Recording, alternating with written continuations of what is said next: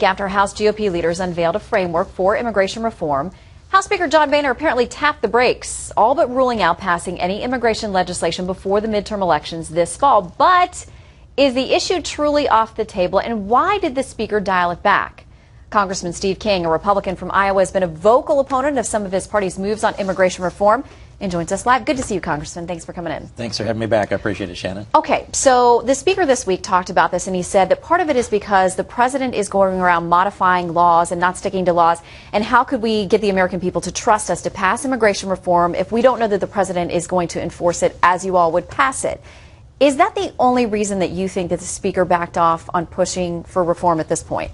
I think it's far from the only reason, but I think it's the one that can be articulated the best and the one that I think resonates across the full spectrum of the party.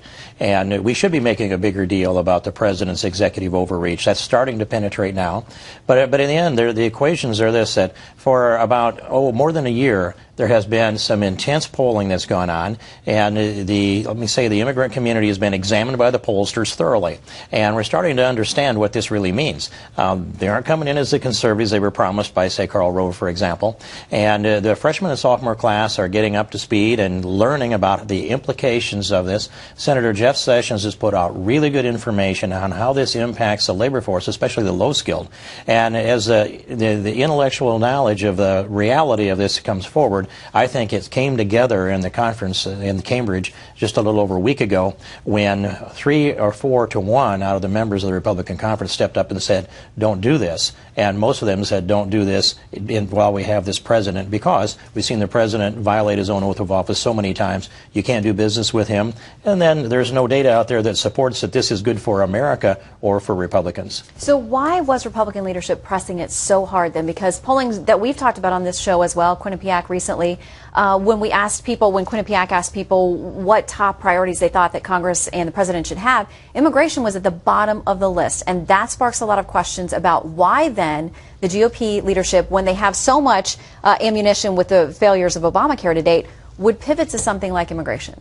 That is an interesting question, and I would just add to that point that you've made in your question, Shannon, that the President gave a speech to America from Hawaii during his Christmas vacation when he chastised Congress for going home to visit our families over Christmas. We should have stayed and solved the nation's problems, and he laid out the 3 lead issues that he wanted to push for this upcoming legislative year. That was increase the minimum wage, extend unemployment benefits, and pass comprehensive immigration reform. It's not a coincidence that all 3 of those unify Democrats and divide Republicans. Well, that was the clarion call for Democrats to get behind that. John Boehner should have seen that, because every Republican should know that that was just essentially a naked ploy to divide Republicans. So the only way to rationalize that fits within the last paragraph of an op-ed I wrote last week. It was in the Washington Times. But it's this, that there's Mark Zuckerberg money.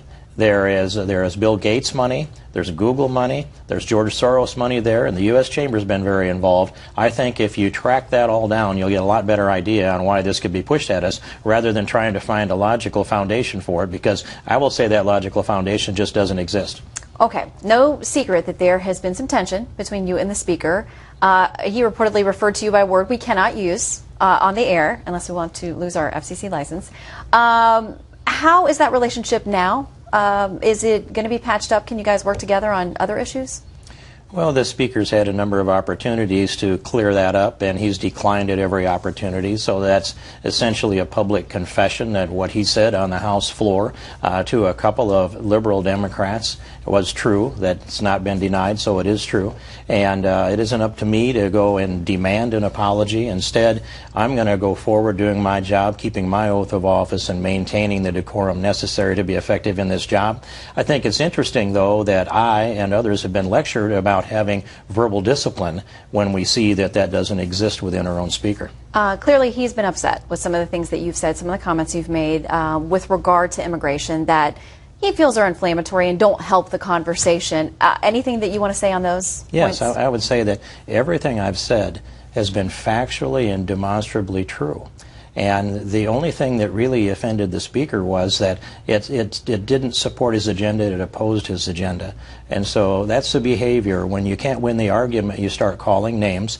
And if you don't have the data, if you don't have the intellectual foundation, if you don't have the philosophical foundation, then you call names and try to marginalize. But what happened at Cambridge instead last week was a lot of the positions that I have taken for the last 2 or 2.5 years now enjoy broad support among our conference, and they stepped up and said so. That can't be denied, Shannon. That is absolutely appears to be playing out, and our door is always open to the Speaker if he wants to come discuss these issues as well. Congressman, thank you very much for coming on. Good to see you. Thanks for having me here. I appreciate it.